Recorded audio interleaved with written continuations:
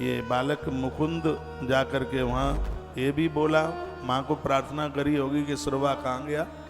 तो जैसे ही गंगा जी में नीचे हाथ डाला तो पहले ही हाथ में सुरवा गंगा मैया ने दे दिया, नहीं तो बड़ी तड़फन हो रही थी। सुरवा चला गया, हवन करने वाला, यज्ञ करने वाला। गंगा तो बड़ी कृपालुनी है, बड़ी दयालुनी माँ है। कभी आप अपने महादेव को या अपने ठाकुर जी को लेके जाते हैं तीर्थों में, तो वहाँ के नदियों के तीर्थ के जल से भगवान को स्नान कराइए। लिखा है तीर्थों के जल से शंकर का अभिषेक करने से 100% जीव मोक्ष को प्राप्त करता है। तीर्थ का जल मोक्ष देता है। आप कह रहे होंगे कि हम तो घर पर ही अभिषेक कर लेते हैं। तुम्हारे घर के अभिषेक में और उज्जैन के अभिषेक में बहुत बड़ा अंतर है। यहाँ जल तीर्थ का है, यहाँ तीर्थ की महिमा, ये सप्तपुरी है, ये अवंतिका नाथ की धरती है। और ऐसी धरती है कालिदास को जहां ज्ञान मिला है। कवि कुल चूड़ामणि श्रेष्ठ कवियों में बहुत ऊपर नाम आता है कालिदास जी का। उनको कृपा यही हुई है इसी माटी पर। हाँ, यही उनको कृपा मिली है। माता गढ़कालिका के परम पुजारी बताए जाते हैं, वहां उनको सिद्धि मिल गई। गढ़कालिका है ना उज्जैन में, दर्शन जरूर करना। हाँ, माता जी का नाम 51 पीठ में से आता है। बाबा कालिदास की मां अद्भुत माता है, वाक सिद्धि हो गई और मां ने प्रकट होकर के कहा, रात भर में तू जितनी किताबें कुरेद ले, जितना चिंतन कर ले, वो सब तुझे कंठ हो जाएगा। तो एक काली को, काली क्या लोग कलुआ कहते थे, हाँ, तो उसको इस उज्जैन की धरती ने कविकुल चूड़ामणि कालिदास बना दिया। ऐसी धरती को हम वंदन करते हैं, ऐसी धरा को हम प्रणाम करते हैं। तो तीर्थों के जल से भगवान महादेव का अभिषेक होना चाहिए।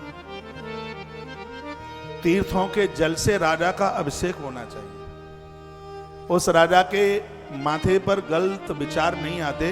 वर्णन है ग्रंथों में, राजा को गद्दी पर बैठने से पहले तीर्थों के जल से स्नान कराया जाए।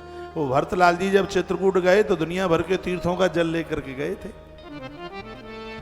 राम जी के अभिषेक के लिए। पहले तो ऐसा ही होता था।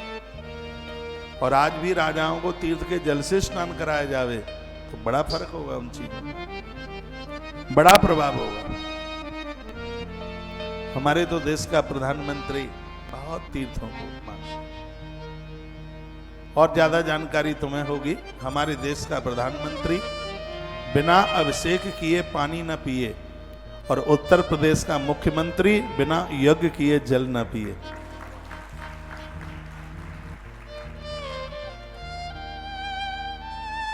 एक बात मैं निवेदन करूंगा,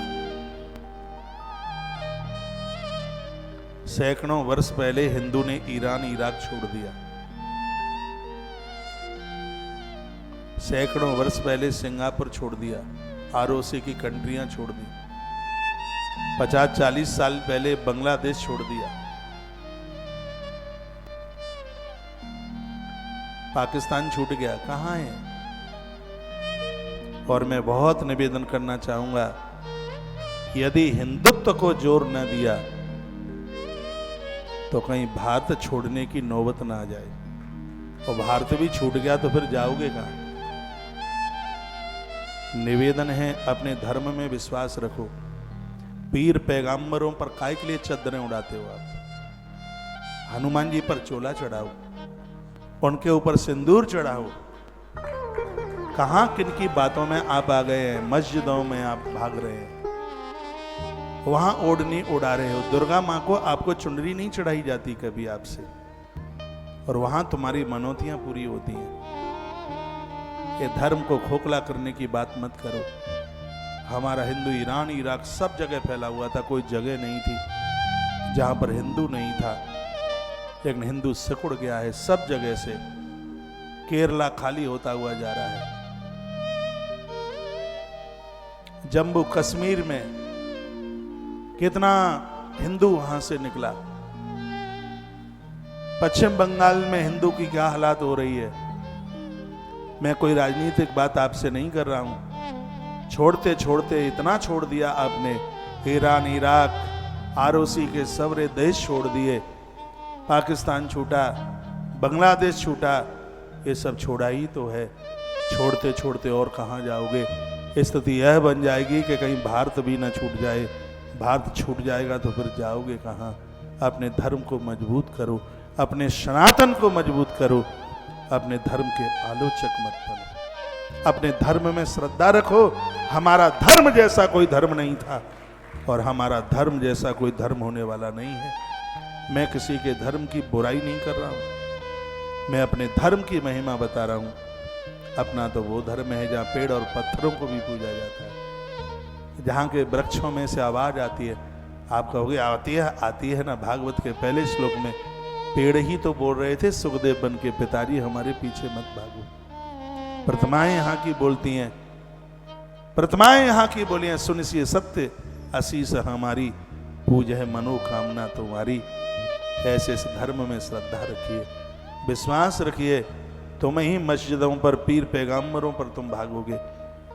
तुम जाते हो अजमेर की दरगाह में, लेकिन वह लोग कभी तुम्हारे पुष्कर नहीं जाते। 5-7 किलोमीटर 10 किलोमीटर ही तो दूर है वहाँ से पुष्कर, वो नहीं जाते। लेकिन हिंदुओं, तुम्हें ये मैं भड़काने वाली बात नहीं कर रहा हूँ, जो मेरे द्वारा तो क्या धर्म हल्का होगा, लेकिन आप यह सब करेंगे तो आपके बच्चे फिर कहाँ मानेंगे। इसलिए अपने धर्म को ताकत दीजिए, बहुत ज्यादा इसकी जरूरत है। भगवान शंकर नादि और अनंत हैं, इन चरणों में, इन देवताओं के चरणों में हम बैठ जाएं, हमें इधर उधर कहीं भटकने की जरूरत ही नहीं पड़ेगी। हर सवाल का समाधान परमात्मा के चरणों में।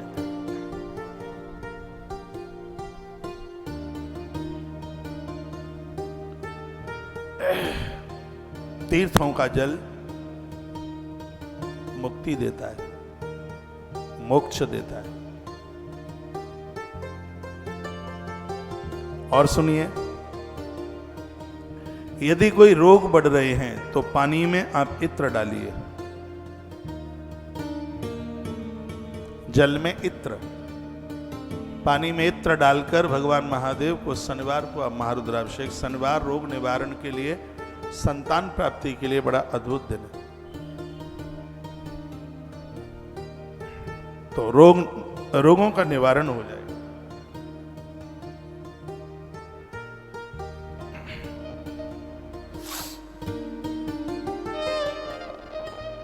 हृदय संबंधी यदि कोई रोग है, किसी की बाईपास सर्जरी हुई है, या किसी का कोई और ज्यादा हृदय संबंधी कोई अटैक वटैक पड़ा, दौरा आया, जो मृगी के मरीज हैं जिन्हें दौरा आता है, ऐसे लोगों को गंगा जल से भगवान महादेव का अभिषेक करना चाहिए। हृदय को गंगा जल बड़ा मजबूत बनाता है। चाहे आप पिए, चाहे आप भगवान शंकर का अभिषेक करें, गंगा जल पीने से भी हृदय मजबूत होता है। 50 साल में भी आपका हृदय 20 साल का रहेगा। गंगा जल का इतना प्रभाव है। गंगा जल से भगवान को अभिषेक कराने से सायुज्य मुक्ति मिलती है। सायुज्य मुक्ति का मतलब है जिस मुक्ति के लायक हमें है भी नहीं, वो मुक्ति मिल जाती है। रामायण में गोस्वामी जी ने लिखा है ना, जो गंगा जल आने चढ़ाए हो, जो गंगा जल आने चढ़ाए, सो सायोज्य मुक्ति नर पावो, सो सायोज्य मुक्ति नर पायो, जो गंगा जल आने चढ़ायो, जो गंगा जल आने चढ़ायो, सो सायोज्य मुक्ति नर पायो, सो सायोज्य मुक्ति नर पायो, जो गंगा जल आने चढ़ायो, सायुज मुक्ति नर पावो, सो सायुज मुक्ति निर्भाव। यह गंगा जल से भगवान शंकर को अभिषेक कराने का प्रभाव है। जिनको कोई हार्ट जैसी समस्या हुई है, गंगा जल को फिल्टर करें, आरओ का कुछ ऐसी लगा लें घर में मशीन, उसमें गंगा जल भरें, उससे वह जल साफ सुथरा होता हुआ फिर उसको आप गर्म करके फिर अपने आप ताम्र पात्र में ठंडा हो जाएगा। उसको आप लेते रहिए। हृदय की धड़कन है, श्वास की बीमारी है, मृगी का रोग है, हृदय संबंधी कोई भी रोग है, तो यह गंगा जल बहुत फायदा करता है। और गंगा जल से भगवान को अभिषेक करने से व्यक्ति को सायुज्य मुक्ति, सहज मुक्ति, जिसमें उसको बहुत कुछ करना नहीं पड़ता और उसको यह मुक्ति मिल जाती है। यह गंगा जल का प्रभाव है। जिसके घर में गंगा जल, तुलसी और गौ माता की रोटी और एकादशी का व्रत, ये 3-4 चीजें होती हैं, उसके घर में भूत और प्रेत का साया नहीं होता। उसके घर में बाहरी अलाय और बलाई नहीं टिकती। कितना बड़ा प्रभाव है। गरुड़ पुराण के अंतर्गत लिखा है कि रोगी के पास गंगा जल की कटोरी और तुलसी का गमला रोगी के सिरहाने के पास रखाएं तो यम के दूत महादेव की आज्ञा के बिना उस घर में प्रवेश नहीं कर सकते। नारायण की आज्ञा के बिना वो उस घर में प्रवेश नहीं कर पाए। ये गरुड़ पुराण में वर्णन है। आप सबके घर में गंगा जल हो। हमने अभी बद्रीनाथ में गंगा जलहरी गंगा अर्चन किया, कितनी गंगा जलहरी भेजी। हमने कहा पूजा में इसको रखिए, इसका पूजन कीजिए। सगर के 60,000 पुत्र भस्म हो गए, उनका उद्धार भी मां गंगा करती है। और शंकर को गंगा इतनी प्रिय है कि उनका नाम ही गंगाधर हो जाता है। शिव बहुत प्रसन्न होते हैं, नारायण बड़े प्रसन्न होते हैं। मैं एक बार फिर कहूँगा, जो गंगा जल से भगवान महादेव को अभिषेक करते हैं उनका कलेजा मजबूत होता है और उनको सहज मुक्ति मिल जाती है। उनको मरते समय तकलीफें नहीं उठानी पड़ती। ये गंगा जल से महादेव को अभिषेक करने का प्रभाव है। एक बात मैं बोलूं, व्यक्ति का जब जन्म होता है तो इतना कष्ट होता है, 10 लाख बिच्छू डंक मारे, इतनी वेदना होती है। और जब व्यक्ति का मौत, व्यक्ति की मृत्यु होती है, तब उसको इतना कष्ट होता है कि 20 करोड़ बिच्छू डंक मार रहे हैं, उसे इतनी वेदना होती है। और उस कष्ट से बचने के लिए महादेव के ऊपर गंगा जल चढ़ाया जाए। आप पूजा की बाल्टी में आप पानी में थोड़ा गंगा जल डाल लें और उस जल से देवताओं को स्नान कराएं, जल को शुद्धि मिल जाएगी। तुम्हारा शंकर गंगाधर बनकर तुम्हारी पूजा को स्वीकार करेगा, बहुत आनंद आएगा। बात आ रही है समझ में? धन्यवाद। आगे की बात मैं बोल रहा हूं, वो मैं यह निवेदन कर रहा हूं, जो घी की धारा से, घृत की धारा से भगवान का अभिषेक करते हैं, द्वितीया के चंद्रमा की तरह उनके वंश का विस्तार होता है।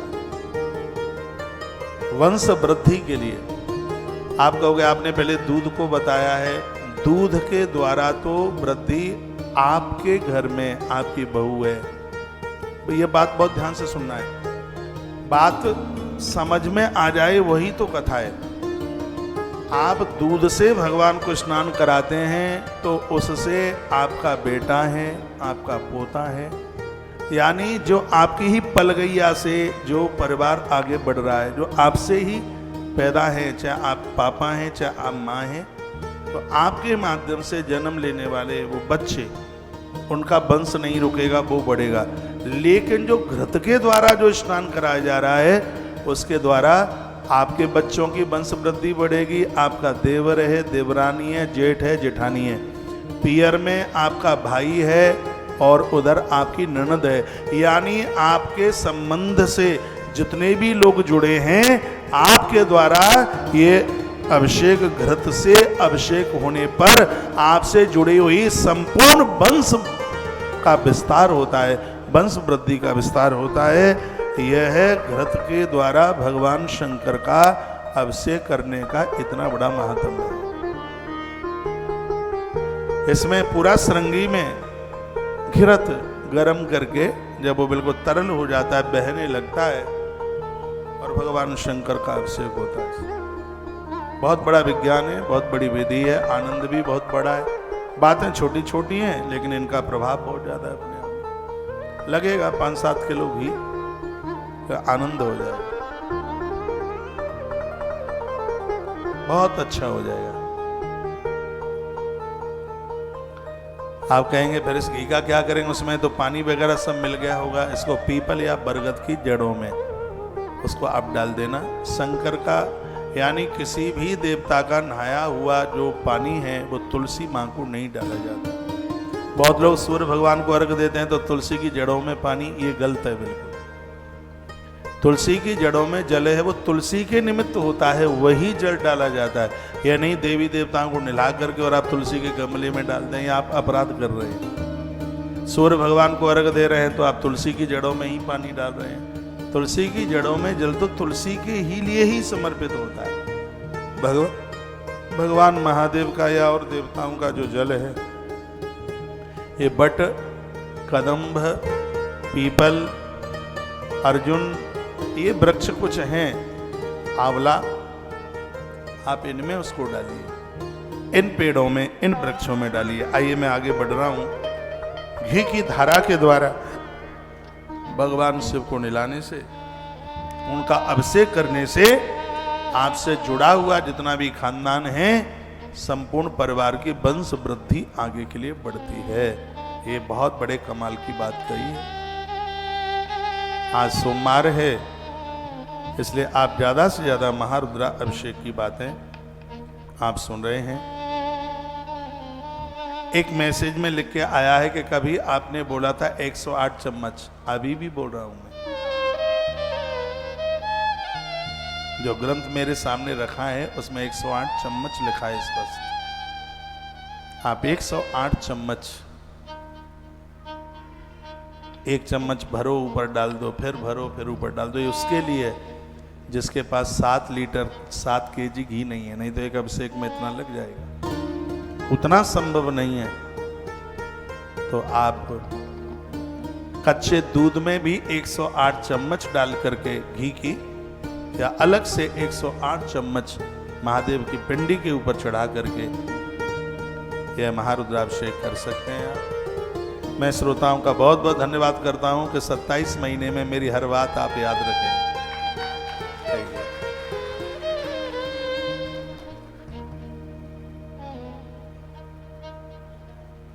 भगवान का नलाया हुआ जल ऐसी जगह डालिए जहां किसी के पाँव न पड़े।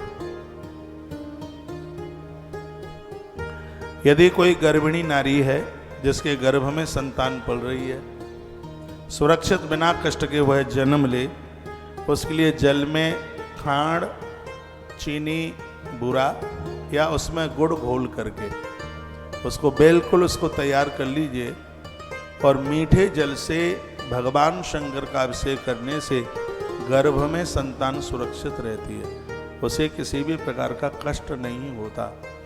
गर्भिणी नारी के लिए कुछ विशेष बातें मैंने बोली हैं। एक तो चंदन की लकड़ी गंगा जल पानी में डाल के सुबह खाली पेट पिए, गोरा बच्चा, शक्तिशाली, महाशाली।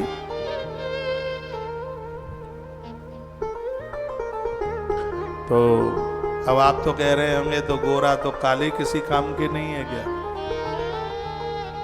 हाँ, काला तो बहुत बढ़िया है, ऐसा रंग है काला कारो जिसपे तो दूजा रंग ही नहीं चढ़ता महाराज।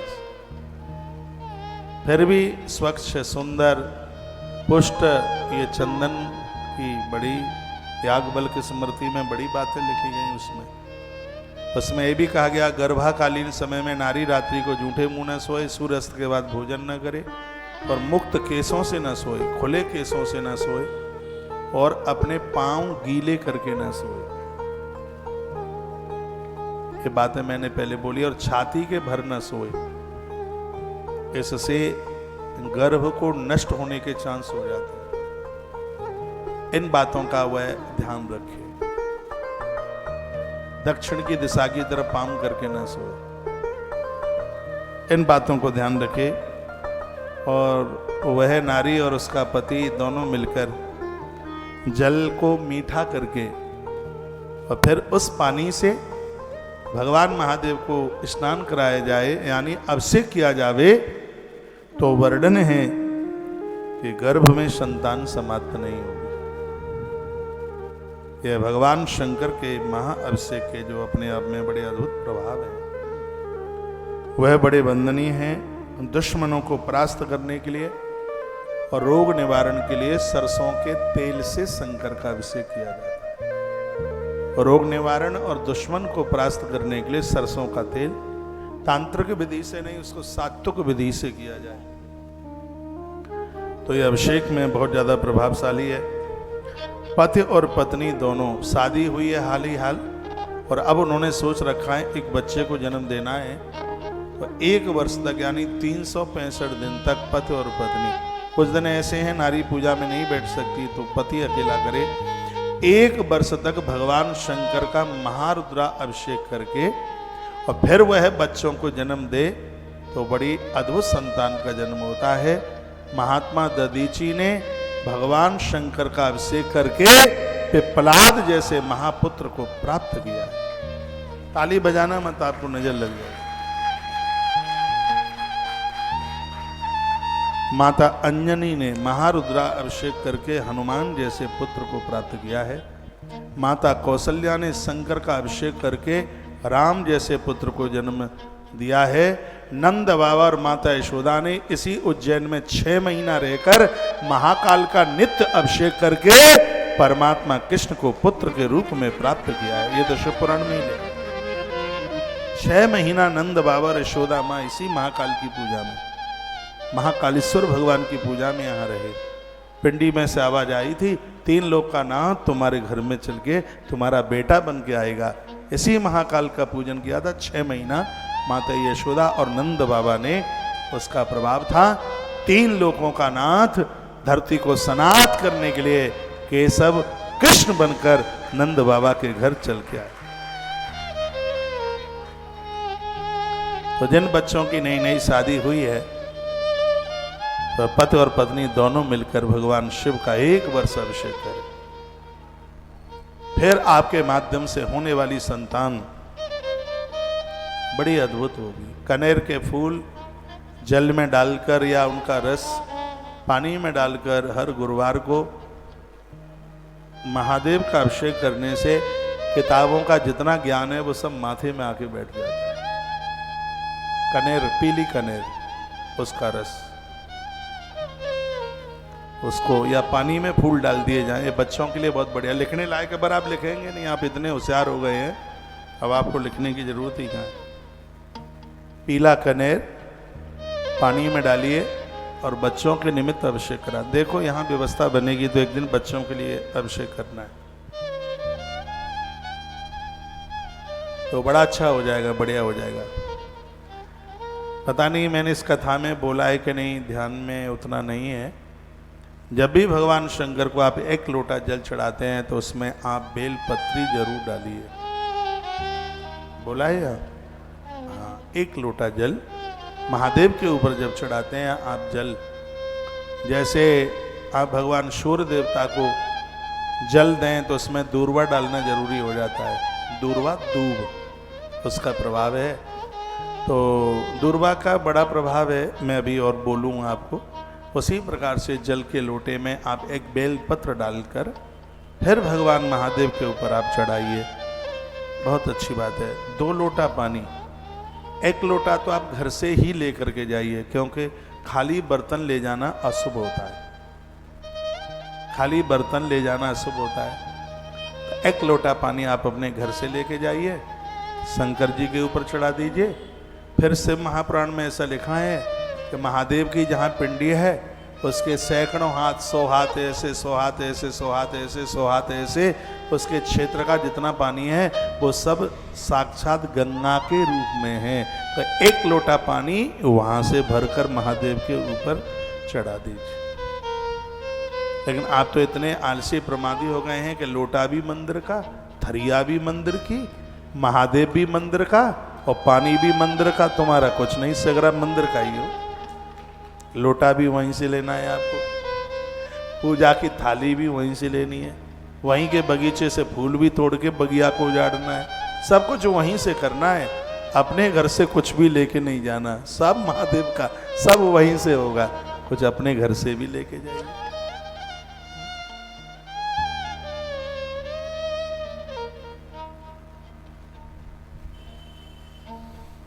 बोलो बांके बिहारी लाल की जय। अब आप 1 महीने के लिए स्थायी रूप से आए हैं तो आपको तांबे की लुटिया लानी चाहिए थी।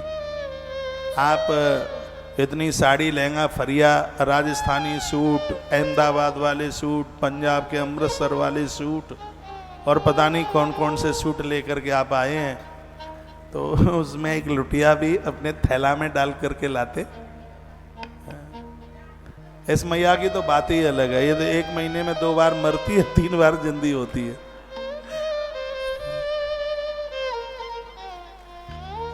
मैं तो जहां पहुंचता हूं मुझसे पहले पहुंच जाती है, पता नहीं कैसे जाती है। वृंदावन छोड़ के आया था, यहां पहुंचा तो सबसे आगे खड़ी मिली है। इसके ऊपर भी महादेव की बहुत बड़ी कृपा है। बोलो भक्त वत्सल भगवान की जय। श्री हनुमान जी महाराज की जय। आज के आनंद की जय हो। चक्कर घूम रहा है भाई साहब, पता है, हा?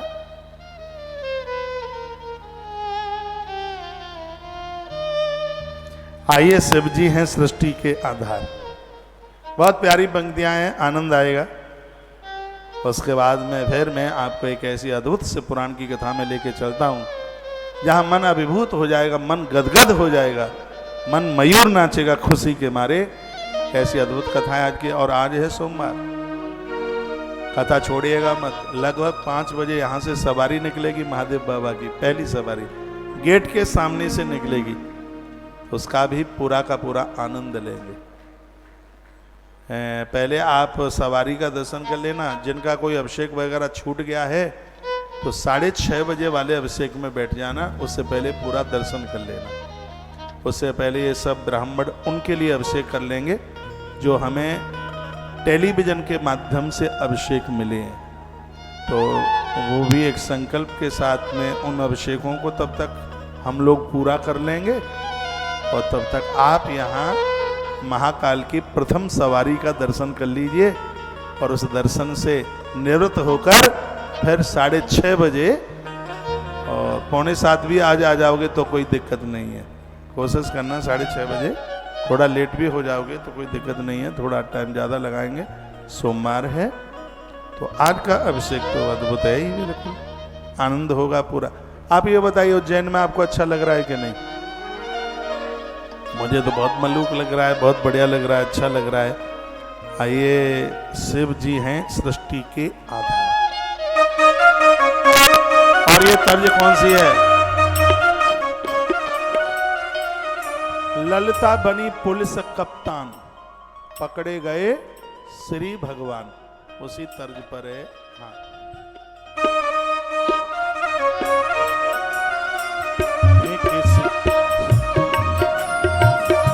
शिव जी है सृष्टि के आधार, शिव जी है सृष्टि के आधार।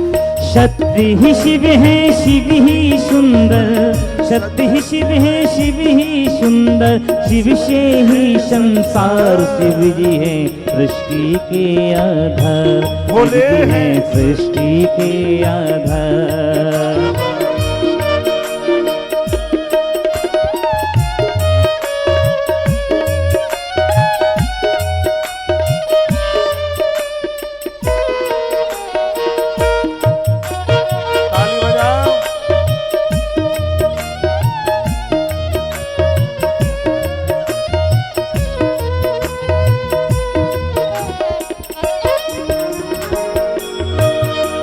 शक्ति ही शिव है, शिव ही सुंदर, शक्ति ही शिव है, शिव ही सुंदर। शिव से ही संसार, शिव जी है सृष्टि के आधार, शिव जी है सृष्टि के आधार, भोले सृष्टि के आधार।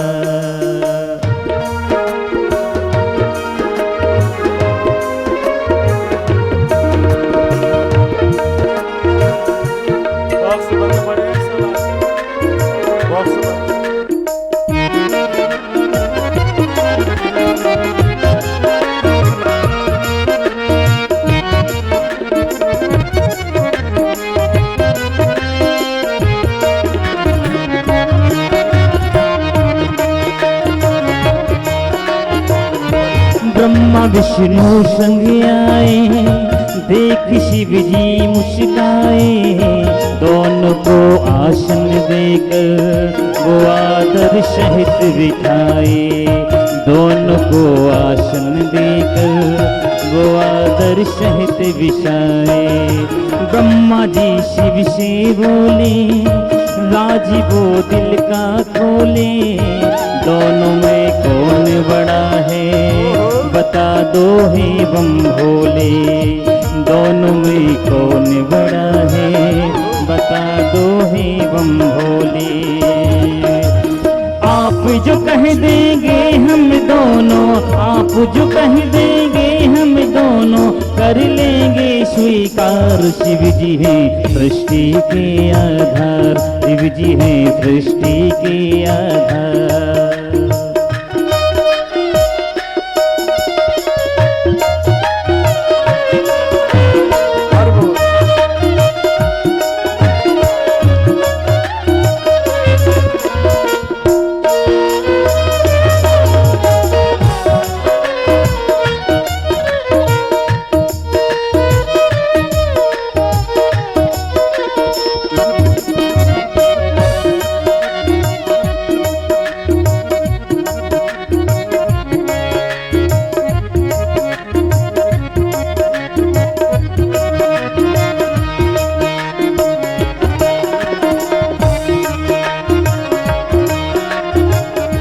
विष्णु जी खोज के हारे, पता लगने ना पाए, अंत में हार मान कर विष्णु जी वापस आए, अंत में हार मान कर विष्णु जी वापस आए।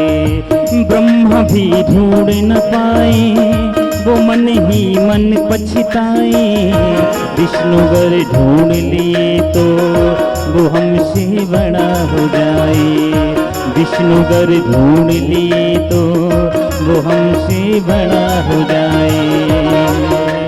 कौन उपाय करूं ब्रह्मा जी, कौन उपाय करूं ब्रह्मा जी, करने लगे विचार। शिव जी हैं सृष्टि के आधार, शिव जी हैं सृष्टि के आधार।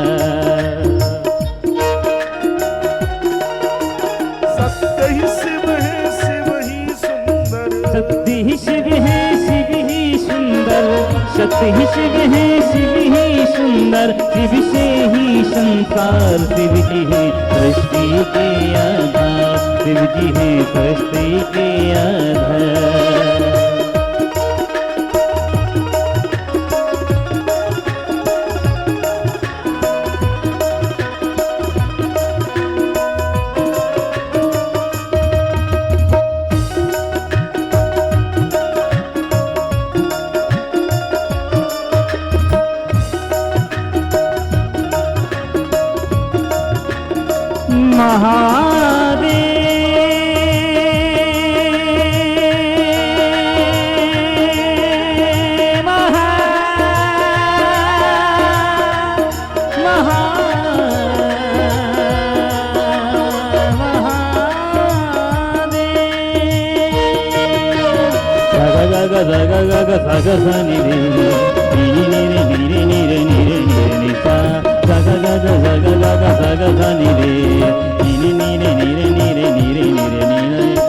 सत्य ही शिव है शिव ही सुंदर, सत्य ही शिव है शिव ही सुंदर, सृष्टि के आधार। शिव जी है सृष्टि के आधार, सृष्टि है शिव जी के आधार, शिव जी है सृष्टि के आधार।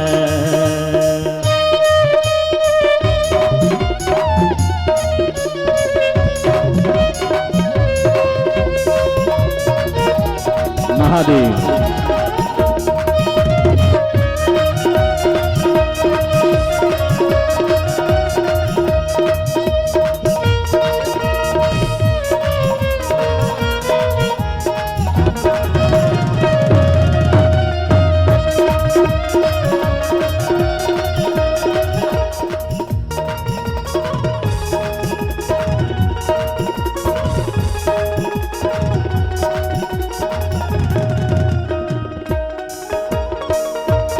केवड़ा के फूल को देखे ब्रह्मा मन में हर्षाए, केवड़ा के फूल से अपनी वो सारी बात बताए, केवड़ा के फूल से अपनी वो सारी बात बताए। ब्रह्मा के बेड़ा संग आए, महादेव को समझाए, केवड़ा के मस्तक पे चढ़ कर संग मिलाए, केवड़ा के मस्तक पे वो चढ़ कर संग मिलाए। कौन बड़ा है अब तो बताएं, कौन बड़ा है अब तो बताएं, करके सोच विचार। शिव जी है सृष्टि के अवतार, शिव जी है सृष्टि के आधार, शिव जी है सृष्टि के आधार। सत्य ही शिव है शिव ही सुंदर, सत्य ही शिव है शिव ही सुंदर, सृष्टि के आधार, शिव जी के अवतार, शिव जी है सृष्टि के आधार, शिव जी है सृष्टि के आधार।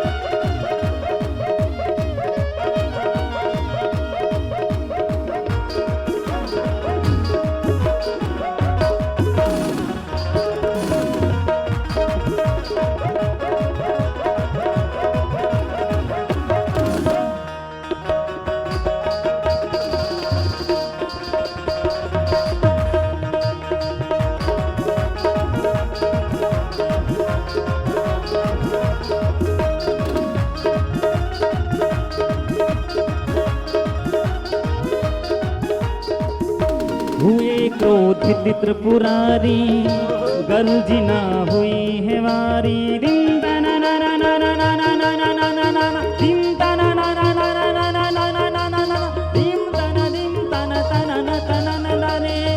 हुए क्रोधित त्रिपुरारी, गर्जना हुई है भारी।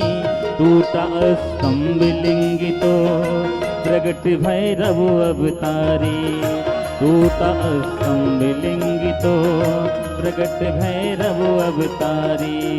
शिव ने आदेश दिया है ब्रह्मा के सिर को उड़ाओ, काट के लाओ भैरव तनिक ना देर लगाओ, काट के लाओ भैरव तनिक ना देर लगाओ। श्राप दिए केवड़ा को पूजा में, श्राप दिए केवड़ा को पूजा में, ना कोई करे स्वीकार। शिव जी है सृष्टि के आधार, शिव जी है सृष्टि के आधार, शिव जी है सृष्टि के आधार। सत्य ही शिव है शिव ही सुंदर, सत्य ही शिव है शिव ही सुंदर, शिव से ही संसार। शिव जी है सृष्टि के आधार, शिव जी है सृष्टि के आधार, शिव जी है सृष्टि के आधार, शिव जी है सृष्टि के आधार, शिव जी है सृष्टि के आधार, शिव जी है सृष्टि के आधार, शिव जी है सृष्टि के आधार। महादेव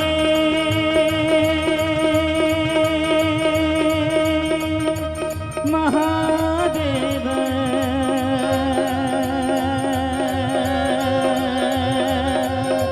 महादेव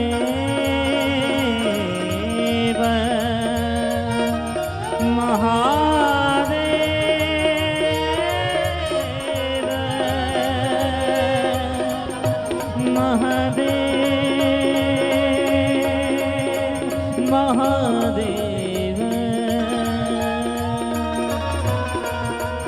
महादेव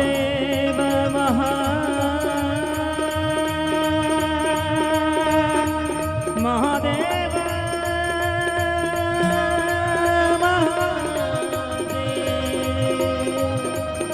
महादेव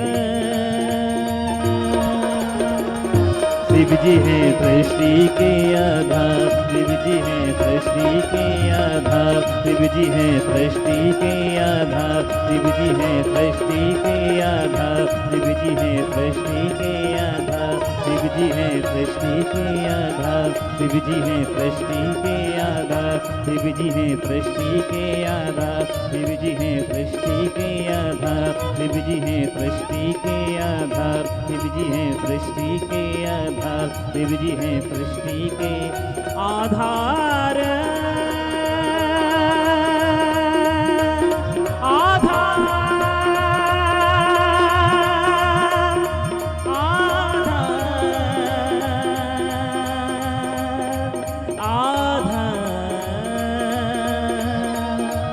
सृष्टि के आधार, सृष्टि के आधार।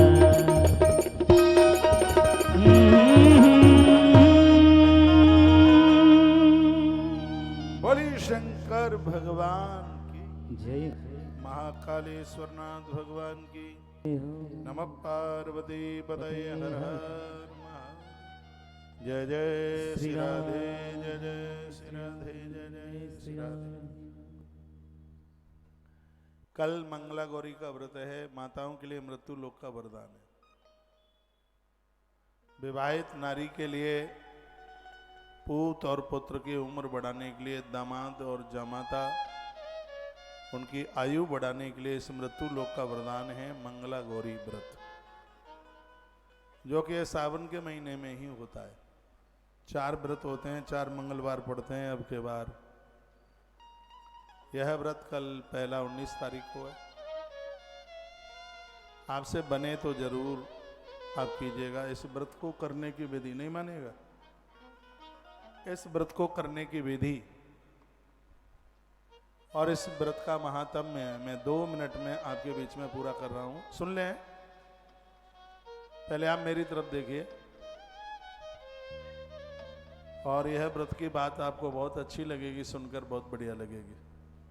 यह व्रत की जितनी भी बातें हैं वो सब भविष्य पुराण में विस्तार पूर्वक है।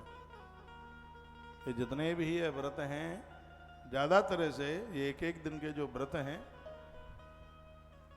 इनकी चर्चा सबसे ज्यादा जो है वो भविष्य पुराण में की गई है। मैंने कुछ बातों की चर्चा उस समय की थी जिस समय भविष्य पुराण की कथा कही थी। सबसे पहले मैं आपको एक छोटी सी सूचना दे दूं और यह रोज ही देता रहूंगा। एक सूचना तो यह है कि 29 तारीख से कार्यक्रम केदारनाथ या बद्रीनाथ में होना तय हुआ है, लेकिन यह आयोजन तब ही हो पाएगा जब वहां जाने के लिए लोग होंगे। बहुत दूर है, बहुत व्यवस्थाएं करनी होती हैं। अब 10 लोगों के बीच में तो वहां आयोजन होगा नहीं। अभी बद्रीनाथ में कथा हुई थी, बहुत काफी भीड़ थी, बहुत लोग थे और कुछ लोग नहीं जा पाए होंगे। तो उनका कहना था कि महाराज जी 1 अगस्त सितंबर में यदि यह यात्रा हो जाती तो हमें भी मौका मिल जाता। कितने लोग हैं? 17 रजिस्ट्रेशन हैं टोटली, और जहाँ हमें 500 लोग कम से कम चाहिए वहाँ की कथा में, तो 17 से तो नहीं, 17 लोगों के बीच में तो नहीं हो पाएगी। तो हम 13 तारीख तक प्रतीक्षा करते हैं। यदि लोगों के रजिस्ट्रेशन बढ़ते हैं तो, यदि इसमें संख्या नहीं बढ़ी, लोग ज़्यादा नहीं हुए, तो आश्रम का नुकसान वहां करके नहीं आएंगे। कार्यक्रम को पोस्टपोन कर दिया जाएगा। हाँ, और केदारनाथ में तो जगह नहीं है कार्यक्रम के लिए, पता लगाया है केदारनाथ में जगह नहीं है, इसलिए वो आयोजन बद्रीनाथ में ही होना था। लेकिन होना तो तब है जब उसमें पर्याप्त आयोजन के लायक लोग होंगे तब। हमारा एक दिन व्यवस्थाओं के साथ में जुड़ा हुआ है और हम 8 दिन और 2 दिन जाने में, 2 दिन आने में, 12 दिन लगा करके आ जाएं और वहाँ लोग हों नहीं, तो यह संभव नहीं है। जिनको जाना है सबसे पहले संपर्क कर लें, पैसा जमा नहीं करें।